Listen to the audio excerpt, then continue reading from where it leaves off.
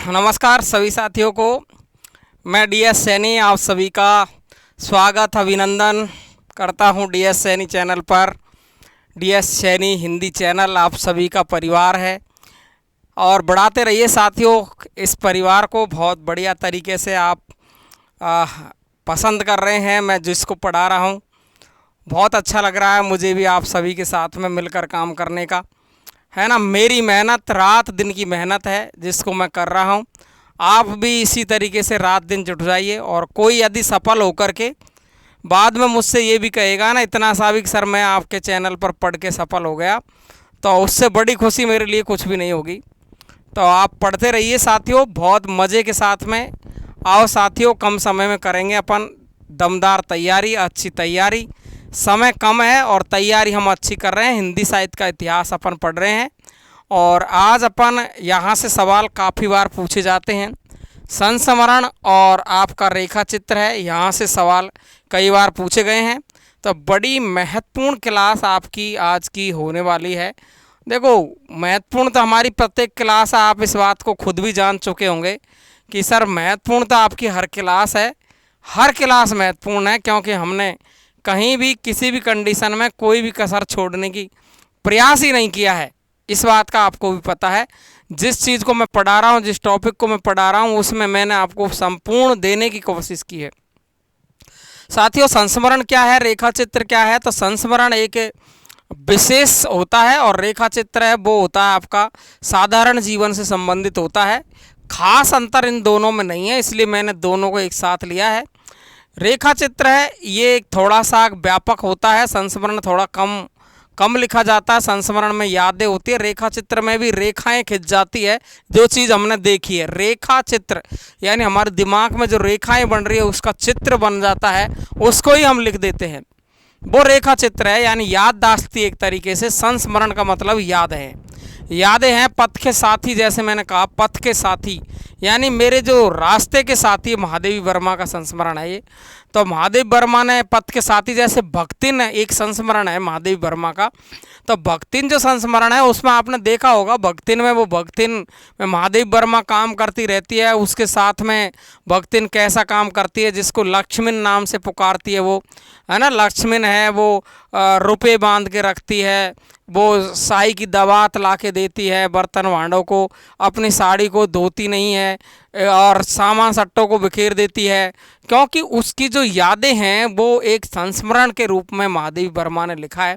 इसी प्रकार से थोड़ा सा यदि उसको व्यापक बना दिया जाए, उनके संपूर्ण जीवन से संबंधित इस तरीके से अगर कोई लंबा चौड़ा मैटर यादों का लिख दिया जाए तो उसको रेखा चित्र हम कहते हैं।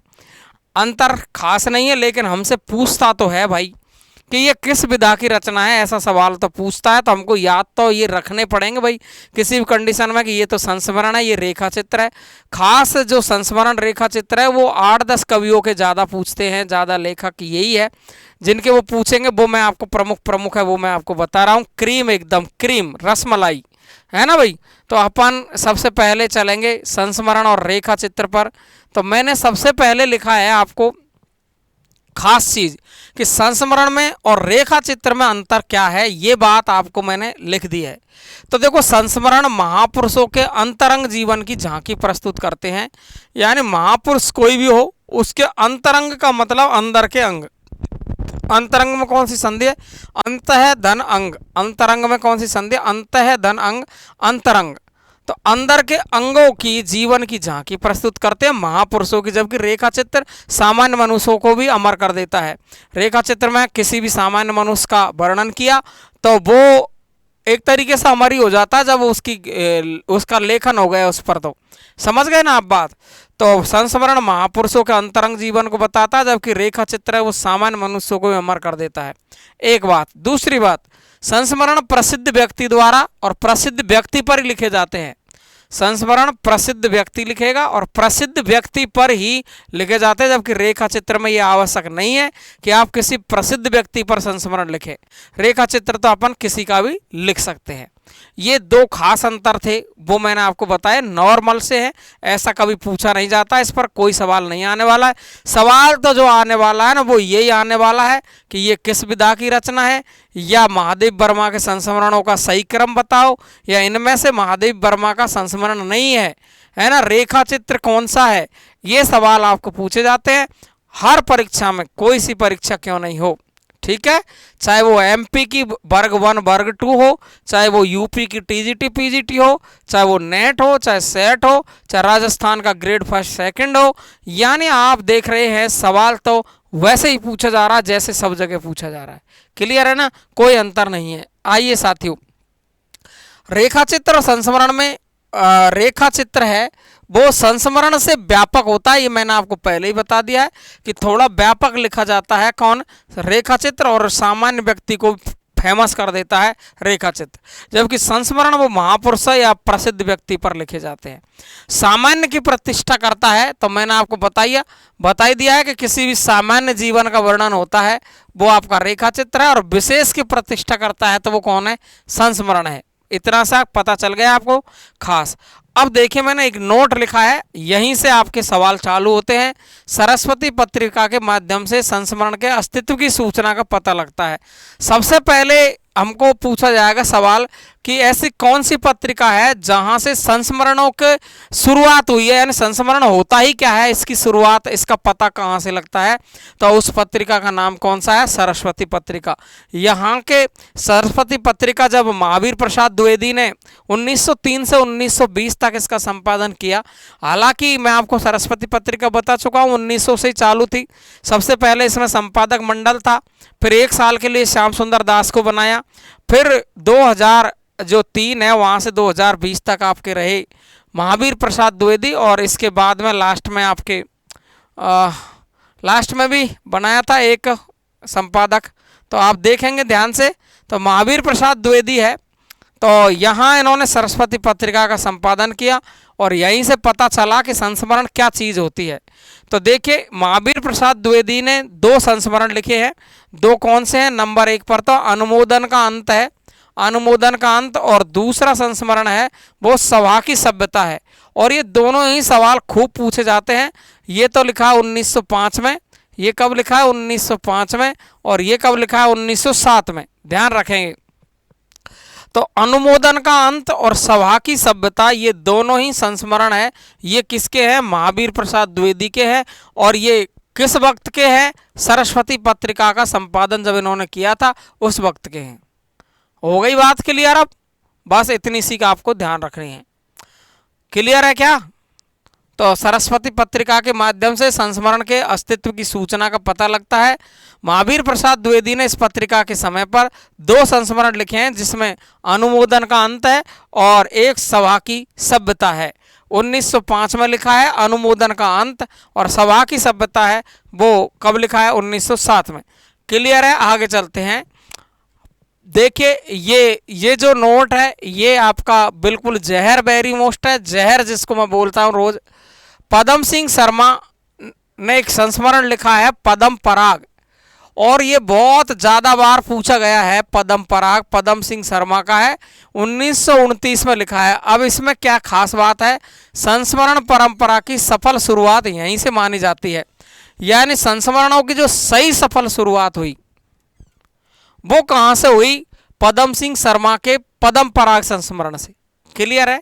संस्मरण परंपरा की सफल शुरुआत कहाँ से हुई, सवाल पूछे गए, या किस संस्मरण से मानी जाती है, तो पदम सिंह शर्मा का पदम पराग 1929। क्लियर है। और देखिए ध्यान से, मैं यहाँ पर आपको अब ले चलता हूँ, ये जो खास बात थी जो तो मैंने आपको बता दी। अब अपन जो पढ़ने वाले हैं प्रमुख संस्मरण और रेखा चित्र पढ़ने वाले हैं। कौन कौन से संस्मरण कौन कौन से रेखा चित्र है जो लिखे गए हैं, सवाल आपको पूछता है। श्री राम शर्मा का एक ये बोलती प्रतिमा नाम से एक रेखा चित्र है, ये ध्यान रखेंगे। बोलती प्रतिमा बहुत ज़्यादा बार परीक्षा में सीधा ही पूछा जाता है कि बोलती प्रतिमा किस विधा की रचना है, संस्मरण है, रेखा चित्र है, निबंध है, उपन्यास है। तो पहला सवाल तो यहीं पर गड़बड़शाला हो जाएगी, बहुत ज़्यादा दिमाग खराब हो जाएगा कि ये क्या है, रेखा चित्र है बोलती प्रतिमा, और किसका है, अरे बोल रही है प्रतिमा किसकी, भगवान राम की, ऐसे ध्यान रखो। प्रतिमा किसकी बोल रही है, भगवान राम की बोल रही है। रेखा चित्र है 1937 में लिखा गया है। क्लियर है, बिल्कुल ध्यान रखेंगे।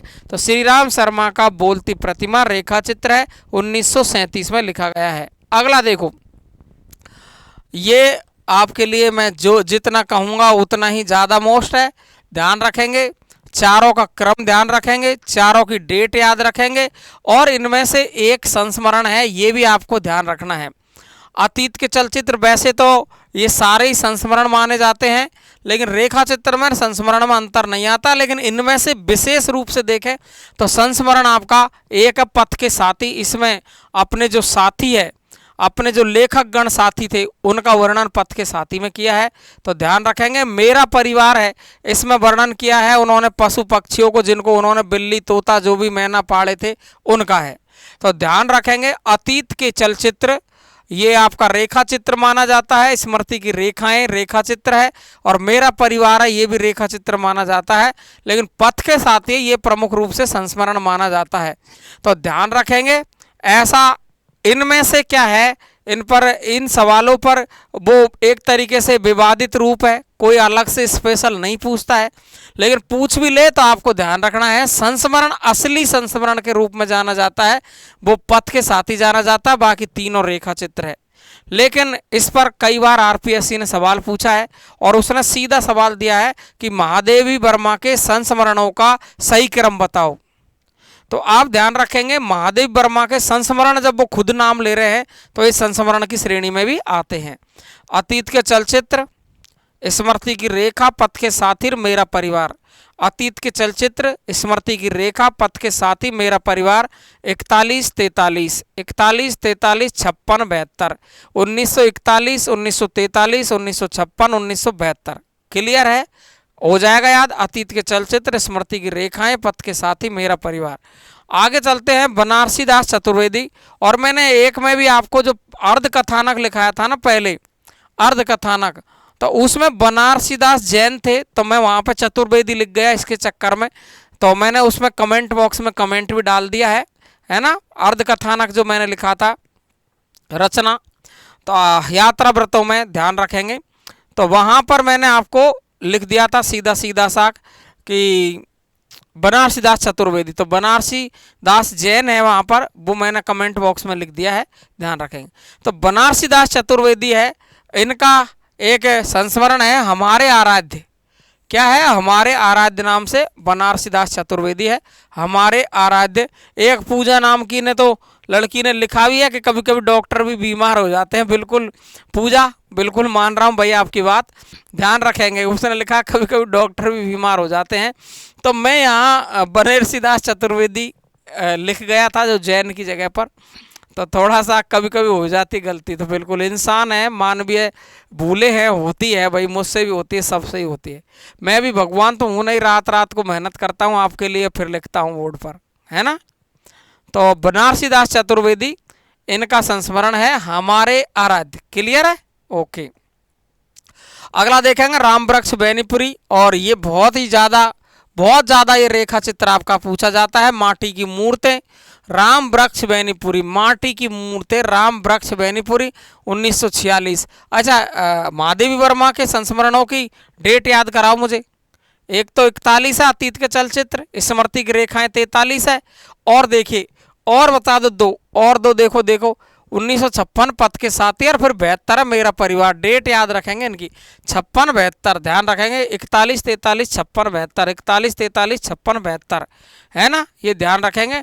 और श्री राम वर्मा का कौन सी, श्री राम शर्मा की कौन सी थी, बताओ जी। श्री राम शर्मा, ये देखो श्री राम शर्मा बोलती प्रतिमा, रेखा चित्र, महादेवी वर्मा हो गई, बनारसी दास चतुर्वेदी हमारे आराध्य 1952 हो गया, माटी की मूर्तें 1946, रेखा चित्र वेरी मोस्ट है। शिव पूजन सहाय का जो संस्मरण है, वे दिन वे लोग शिव पूजन सहाय, वे दिन वे लोग, राम नरेश त्रिपाठी। और ये बहुत ज़्यादा बार पूछ लिया गया है, 2-3 बार। 30 दिन मालवीय जी के साथ रहे हैं राम नरेश त्रिपाठी, इसी की याद में संस्मरण लिख दिया है, 30 दिन मालवीय जी के साथ रहे, राम नरेश त्रिपाठी। तो मैंने पढ़ाया आपको बोलती प्रतिमा श्री राम का, महादेवी वर्मा पढ़ाई मैंने अतीत के चलचित्र, स्मृति की रेखाएं और पथ के साथी, मेरा परिवार, 41, 43, 56, 72, माटी की मूर्तें 46 रेखा चित्र, शिव पूजन साहब, बेदिन बेलोग, राम नरेश त्रिपाठी किसके साथ रहे? मालवीय जी के साथ। ठीक है। विष्णु प्रभाकर है जाने अनजाने, है ना, जाने अनजाने, ये संस्मरण है विष्णु प्रभाकर का, जाने अनजाने, शानदार है। अगला माखनलाल चतुर्वेदी समय के पांव, ये तो बहुत ही गजब है ना, समय देवता समय के पांव, तो समय देवता नहीं है, ये समय के पांव है। ये संस्मरण है 1962 में लिखा है, लेकिन आपको इतना तो ध्यान रखना ही है कि समय के पांव ये माखनलाल चतुर्वेदी है। ठीक है। आगे देखेंगे, ये देखो कन्हैयालाल मिश्र प्रभाकर, मोस्ट इम्पॉर्टेंट है, वेरी वेरी मोस्ट है, भूले हुए चेहरे, है ना, ये दो संस्मरण है, भूले हुए चेहरे और जिंदगी मुस्कराई। भूले हुए चेहरे, जिंदगी मुस्कराई, बड़ा गजब का सवाल पूछा जाता कन्हैयालाल मिश्र प्रभाकर से। भूले हुए चेहरे, जिंदगी मुस्कराई, भूले हुए चेहरे, जिंदगी मुस्कराई, ये दो तो संस्मरण है। और माटी हो गई सोना, भूले हुए चेहरे हैं लेकिन जिंदगी मुस्करा गई, भूले हुए चेहरे हैं लेकिन जिंदगी मुस्करा गई, और माटी भी कैसी हो गई? सोना। जब मुस्कराई गई जिंदगी तो माटी भी क्या बन जाएगी? सोना बन जाएगी। तो देखो, भूले हुए चेहरे, जिंदगी मुस्कराई, माटी हो गई सोना, और जब माटी ही सोना हो गई तो भाई घर में दीप जलेंगे, शंख बजेंगे। क्या गजब की बात है, भूले हुए चेहरे, जिंदगी मुस्करा गई, माटी हो गई सोना और दीप जले, शंख बजे। बहुत ही ज़्यादा पूछे जाते हैं कन्हैयालाल मिश्र प्रभाकर के दो संस्मरण, दो रेखा चित्र। भूले हुए चेहरे हैं, फिर जिंदगी मुस्कराएगी, मुस्कराएगी तो माटी भी सोना हो जाएगी, और जब माटी भी सोना हो जाएगी तो दीप जलेंगे और शंख बजेंगे। बस ऐसे याद रख लेंगे। क्लियर है जी? ओके राजाओ। चलो जी आगे।